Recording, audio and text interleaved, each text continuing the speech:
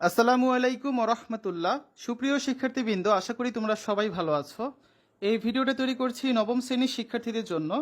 2024 সালের নবম শ্রেণীর ষান্মাসিক মূল্যায়নের ইসলাম শিক্ষা পরীক্ষাটা হবে 15 জুলাই। তোমাদের নবম শ্রেণীর ইসলাম শিক্ষা ষান্মাসিক মূল্যায়নের যে সিলেবাসটা দেওয়া হয়েছে সেখানে থাকবে হচ্ছে প্রথম 2টা অধ্যায় আর 3য় অধ্যায়ের কিছু অংশ, ঠিক আছে। আমরা রেখেছি হচ্ছে একটা দলগত কাজ।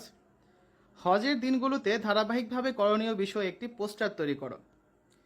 পবিত্র হজ পালনের দিনসমূহে করণীয়। হজের প্রথম দিন মিনার উদ্দেশ্যে যাত্রা। 8 জিলহজ থেকে 12 জিলহজ পর্যন্ত এই 5 দিনকে হজের দিন বলা হয়। 8 জিলহজ সকল হাজিগণ সকালে ইহরাম বাঁধা অবস্থায় মিনার উদ্দেশ্যে রওনা হবেন। 8 জিলহজের জোহর, আসর, মাগরিব, এশা এবং 9 জিলহজের ফজরের নামাজ মিনায় আদায় করা এবং রাতে মিনায় অবস্থান করা সুন্নাত। হজের দ্বিতীয় দিন আরাফায় অবস্থান। হজের দ্বিতীয় দিন 9 জিলহজ আরাফায় অবস্থান করা ফরজ।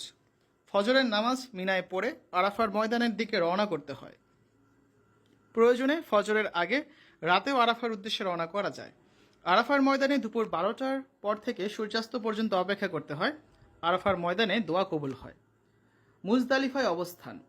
মিনা ও আরাফার মাঝখানে অবস্থিত ময়দানের নাম হচ্ছে মুজদালিফা। এখানে 10 জিলহজ রাত অর্থাৎ 9 জিলহজ দিবাগত রাত অতিবাহিত করা হাজিদের জন্য ওয়াজিব।